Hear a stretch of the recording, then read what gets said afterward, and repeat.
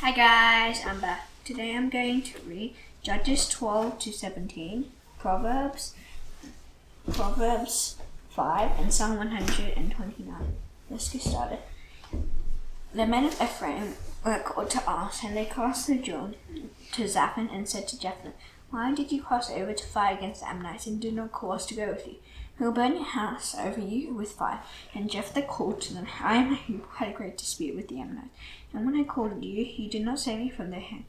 And when I saw that you would not save me, I took my life in my hand and crossed over against the Ammonites. And when I called you, you did not save me from their hand. And when I saw that you would not save me, I took my life in my hand and crossed over against the Ammonites. And the Lord gave them into my hand. Why then have you come up to me this day to fight me against me?" Then Jephthah gathered all the men of Gilead and fought with Ephraim. And the men of Gilead struck Ephraim. They said, "You are fugitives of Ephraim, you Gileadites, in the midst of Ephraim and Manasseh." And the Gileadites captured the fort of John against Ephraimites. And any of the fugitives said, "Let me go over." The men of Gilead said, "I am an Ephraimite." And when he said no, they said to him, "Then say Shibboleth." And he said Shibboleth, but he could not pronounce it right. Sibboleth, but they could not pronounce it right. Then they seized him and slaughtered him at the fords of the Jordan. At that time, 42,000 of the Ephraimites fell. Jephthah judged Israel 6 years. Then Jephthah the Gileadite died and was buried in a city in Gilead. After him, Ibzan of Bethlehem judged Israel. He had 30 sons and 3 daughters. He gave in marriage outside his land, and 30 daughters he brought him from outside for a son. And he judged Israel 7 years. When Ibzan died and was buried at Bethlehem, after him, Elon the Zebulunite judged Israel, and he judged Israel 10 years. Then Elon the Zebulunite died and was buried at Aijalon in the land of Zebulun. After him, Abdon, son of Hillel the Parathonite, judged Israel. He had 40 sons and 30 grandsons. They rode on 70 donkeys. And he judged Israel 8 years. Then Abdon, son of Hillel the Parathonite, died and was buried at Parathon in the land of Ephraim, in the hill country of the Amalekites. And the people of Israel again did what was evil in the sight of the Lord. And so the Lord gave into the hand of the Philistines for 40 years. And there was certain man of Zor, the tribe of the Danites, whose name was Manoah. And his wife was barren and had no children. And the angel of the Lord appeared to him as a woman and said, "Behold, you are barren and have not borne children, but you shall conceive and bear a son. Therefore be careful and drink no wine or strong drink, and eat nothing unclean. For behold, you shall conceive and bear a son. No razor shall come upon his head, for the child shall be a Nazarite to God from the womb. And he shall come upon his head, for the child shall be a Nazarite. And he shall begin to save Israel from the hand of the Philistines." Then the woman came and told her husband, "The man of God came to him, and his appearance was like the appearance of the angel of God, and very awesome. I did not ask him where he was from, and he did not tell me his name. So he said to me, Behold, you shall conceive and bear a son. So then drink no wine or strong drink, and eat nothing unclean, for the child shall be a Nazarite to God from the womb till the day of his death." And Manoah prayed to the Lord and said, "O Lord, please let the man of God, and you shall come again to us and teach us what we are to do with the child who will be born." And God listened to the voice of Manoah. And the angel of God came again to the woman, but she sat in the field. But Manoah, her husband, was not with her. So the woman ran quickly and told her husband, "Behold, the man who came to me was the other day as if he came to me." And Manoah rose and went up to his wife and came to the man and said to him, "Are you the man who spoke to this woman?" And he said, "I am." And Manoah said, When your words come true, what is to be the child's manner of life, and what is his mission?" And the angel of the Lord said to Manoah, "Behold, I said to the woman, let her be careful. She may not eat anything that comes from the fire, neither let her drink wine or strong drink, or eat any unclean thing. All that I commanded her, let her observe." And Manoah said to the angel of the Lord, "These laws detain you and prepare a young goat for you." And the angel of the Lord said to Manoah, "If you detain me, I will not eat your goat for you. If you prepare good food, then offer it to the Lord." And Manoah said to the angel of the Lord, "What is your name? And that when your words come true, we may honor you." And the angel of the Lord said to him, "Why do you ask my name, seeing it is wonderful?" And so Manoah took the young goat with the grain offering, and she offered it on the rock of Lord to the one who works wonders. And Manoah and his wife were watching. And when the flame went up toward heaven from the altar, the angel of the Lord went up in the flame of the altar. Now Manoah and his wife were watching, and they found their faces to the ground. So the angel of the Lord appeared to no more to Manoah and his wife. And Manoah knew that he was the angel of the Lord. And Manoah said to his wife, "You shall surely die, for we have seen God." But his wife said, "If the Lord had meant to come, she would have not accepted that offering and grain offering at our hands." What shame is all these things? Or now and now to us such things as these. And the woman bore a son and called his name Samson. And the young man grew, and the Lord blessed it. And the Spirit of the Lord began to stir him and Mahanadan between Zorah and Eshtaol. Samson went down to Timnah, and at Timnah he saw one of the daughters of the Philistines. And he came up and told his father and mother, I saw one of the daughters of the Philistines at Timnah. Now get her for me as my wife. But his father and mother said, Is there not a woman among the daughters of your relatives, or among our people? Among all our people, then you must go take a wife from the uncircumcised Philistines. Samson said to her father, Get her for me, for she is right in my eyes. And her father and mother did not know that it was from the Lord, for he was seeking an opportunity against the Philistines. And at that time the Philistines ruled over Israel. And Samson went down with his father and mother to Timnah, and they came to the vineyards of Timnah. And behold, a young lion came toward him roaring. And the Spirit of the Lord rushed upon him, and although he had nothing in his hand, he tore the lion in pieces as one tears younger.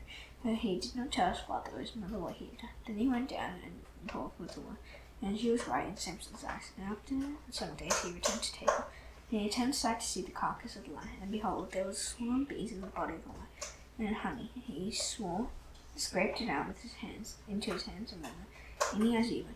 And he came to his father and mother, and gave some to them, and they ate. He did not tell them that he had scraped the honey from the carcass of the lion. His father went down to the wall, and Samson prepared a feast, and so the young man used to do. And as soon as the people saw him, they brought 30 companions to be with him, and Samson said to him, Let me now put a riddle to you. If you can tell me what it is within the 7 days of the feast, and find out, then I will give you 30 linen garments and 30 changes of clothes. If you cannot tell me what it is, then you shall give me 30 linen garments and 30 changes of clothes. And they said to him, Your riddle that we may hear. And he said to them, But you came something to eat, out of the strong came something sweet. And in 3 days they could not solve the riddle. On the 4th day they said to Samson's wife, Entice your husband to tell her what it was, lest he burn you in your father's house with fire. And you invite us here to impoverish us. And Samson's wife wept over him and said, You only hate me, you do not love me. You put a riddle to my heel, and you have not told me what it is. And he said to her, Behold, I have not told my father nor my mother, and what shall I tell you? She wept before him the 7 days that the feast lasted. And on the 7th day he told her, because she pressed him hard. And she told the riddle to her again. And the men of the sea said to him on the 7th day, Well, the sun looked down. And what is sweeter than honey? What is stronger than wine? If you had not played with, and he said to him, If you had not played with my heifer, you would have not found out my riddle. And his Spirit of the Lord rushed upon him, and he went down to Ashkelon and struck down 30 men of the town, and took their spoil, and gave the garments to those who had told him. And in hot anger he went back to his father's house. And Samson's wife was given to his companion, who had been his best man.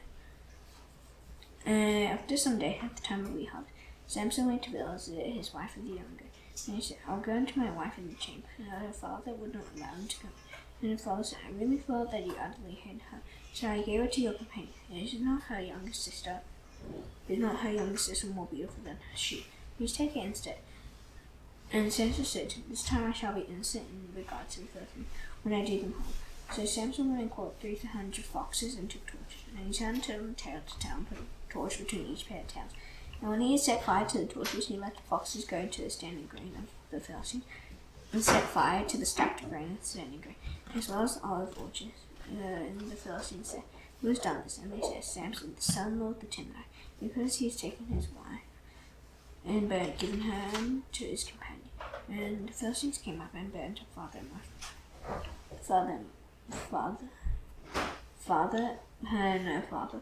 with fire. And Samson said, If this is what you do, I swear I will be avenged on you. And after that and he struck them up, hip and thigh, with a great blow. And he went down and stayed in the cleft of the rock of Etam. And the Philistines came up and encamped in Judah and made a raid on Lehi. And the men of Judah said, How do you come up against us? He said, We have come up to bind Samson, to do to him as he did to us. Then 3,000 men of Judah went down to the cleft of the rock of Etam, and said to Samson, Do you not know that the Philistines are rulers over us? What then has this that you have done to us? And he said to them, As you did to me, so have I done to them. And he said to him, We have come down to bind you, that we may give you into the hands of the Philistines. And Samson said, Swear to me that you will not attack me yourself. But they said to him, No, we will only bind you and give you into their hands. We will surely not kill you. So they bound him with 2 negroes and brought him up the river. And he came to Lehi, and the Philistine that came shouting to meet him. And the Spirit of the Lord rushed upon him, and his earth fell on his arms, became as black as that he had caught fire, and his bonds melted off his hands. And he found a fresh jawbone of a donkey, and put out his hand and took it, and with it he struck 1,000 men. And Samson said, with the jawbone of a donkey keeps upon you, with the jawbone of a donkey have I struck down 1,000 men. As soon as he finished speaking, he threw away the jawbone out of his hand, and the place was called Ramath-Lehi. And he was very thirsty, and he called upon the Lord, and you have granted this great salvation by the hand of your servant. And now shall I now die of thirst and fall into the hands of the uncircumcised? And God split open the holy place that is at Lehi, and water came out from it. And when he drank, his spirit returned, and he revived. Therefore the name of it was called En-Hakkore. It is at Lehi to this day. And he judged Israel in the days of the Philistines 20 years. Samson went to Gaza, and there he saw a prostitute, and he went into her. The Gazites were told Samson was come here. And they surrounded the place and set an ambush for him all night at the gate of the city. And they kept quiet all night, saying, "Let us wait until the light of the morning, and we will kill him." But Samson lay till midnight. And at midnight he arose and took hold of the doors of the gate of the city and the 2 posts, and pulled them up by an oar, and put them on his shoulders, and carried them to the top of the hill that is in front of Hebron.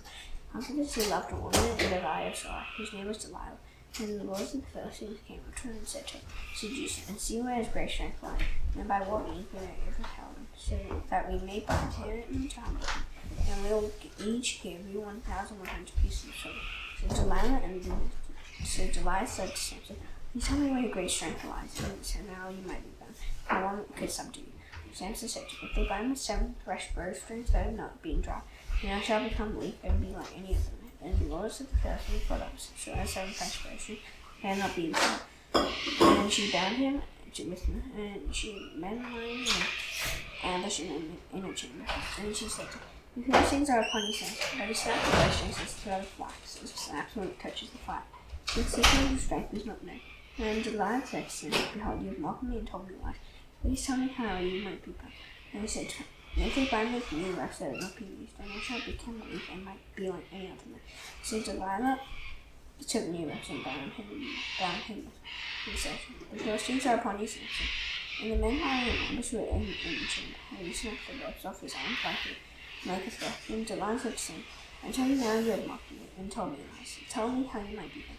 And he said to her, "If you weave 7 locks on my head, and if the web and fasten it tight with the pin, then I shall become weak and be like any other man."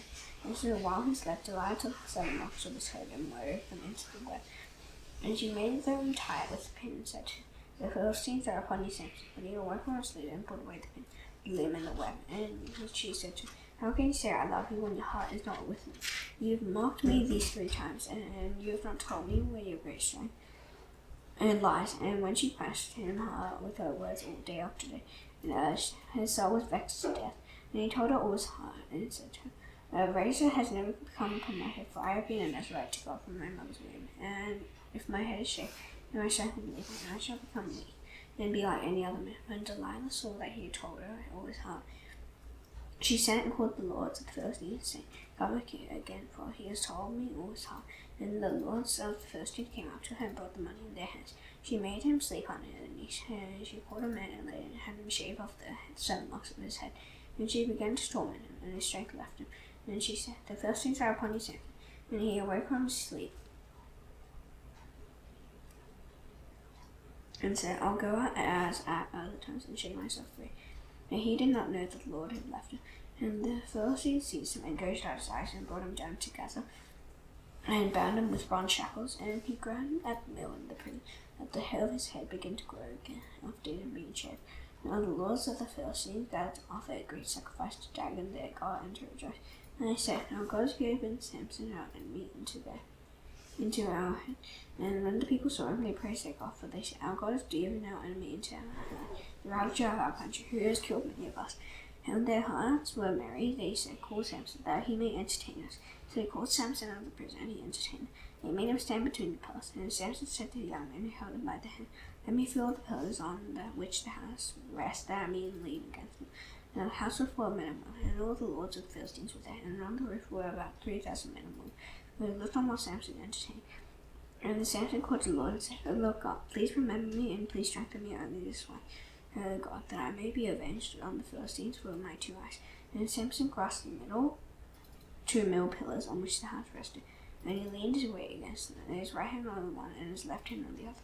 And Samson said, Let me die with the Philistines. Then he bowed with all his strength. And the house fell upon the lords and upon all the people who were in it. So the dead whom he killed as death were more than those whom he had killed. Death were more than those whom he had killed during his life. His brothers and all his family came down and took him and brought him up and buried him between Zorah and Eshtaol in the tomb of Manoah his father. He judged Israel 20 years. And there was a man in the hill country of Ephraim whose name was Micah. And he said to himself, There were 1,100 pieces of silver that were taken from me, about which you uttered a curse, and as he spoke it in my ears. Behold, the silver is with me. I took it. And his mother said, Blessed be my son by the Lord. And he should restore the 1,100 pieces of silver to his mother. And his mother said, I dedicate the silver to the Lord from my hand for you, for my son, to make a carved image and a metal image. And therefore I will restore it to you. So when he restored the money to his mother took 200 pieces of silver, and he gave it to the silversmith. And he made it into a carved image and a metal image, and it was in the house of Micah. And the man Micah had a shrine, who made an effort in the house of God, and ordained one of his sons, who became his priest. In those days there was no king in Israel. Everyone did what was right in his own eyes. And there was a young man of Bethlehem in Judah, of the family of Judah, who was a Levite, and he sojourned there. And the man departed from the town of Bethlehem in Judah to sojourn where he could find a place. And as he journeyed, he came to the hill country of Ephraim, to the house of Micah. And Micah said to him, Where do you come from? And he said, I am a Levite of Bethlehem in Judah, and I am going to sojourn where I may find a place. And Micah said to him, Stay with me, and be to me a father and a priest, and I will give you 10 pieces of silver a year, and a suit of clothes, and your living. And the Levite went in, and the Levite was content to dwell with him. And the young man became to him like one of his sons. And Micah ordained the Levite, and the young man became his priest, and was in the house of Micah. And Micah said, Now I know that the Lord will prosper me, because I have a Levite as priest. Proverbs 5.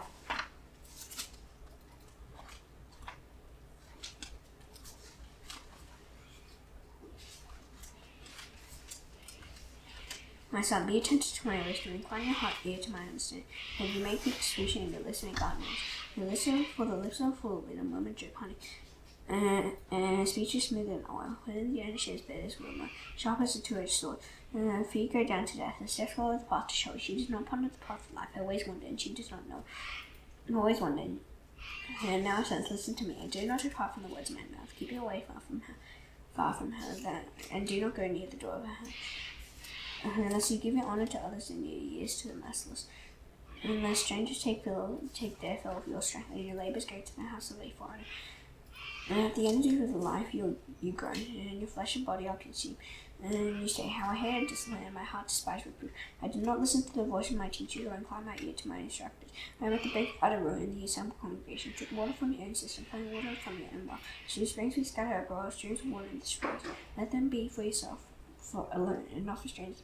Let your fountain be rest, and rejoice in the wife of your youth. A lovely, dear, graceful day. Let a bash fill you at all times of desire. Be intoxicated always in love. Why should you be intoxicated, my son, with a forbidden woman, and embrace the bosom of an adulteress? For a man's ways are before the eyes of the Lord, and he ponders always past. The iniquities of the wicked is him, and he was held fast in the cords of his sin. He died for lack of discipline, and because of his great folly, he is led astray. Psalm 129. Greatly have they afflicted me from my youth. Let Israel now say, Greatly have they afflicted me from my youth. Yet they have not prevailed against me. The plows played upon my back. They made long their furrows. The Lord is righteous. He has cut the cords of the wicked. May all hate Zion be put to shame and turn backward. Let them be like the grass on the housetops, which withers before it grows up, with which the reaper does not fill his hand, nor the binder or sheaves his arms. To those who pass by say, The blessing of the Lord be upon you. We bless you in the name of the Lord. Now that's done, I shall now do the Lord's Prayer. Please bow your heads. Our Father in heaven, hallowed be your name. Your kingdom come, your will be done on earth as it is in heaven. Give us today our daily bread. Forgive us our debts as you have forgiven our debtors. Lead us not into temptation, to deliver us from the evil one. For this is the kingdom and the power and the glory forever. Amen. See you tomorrow. Bye.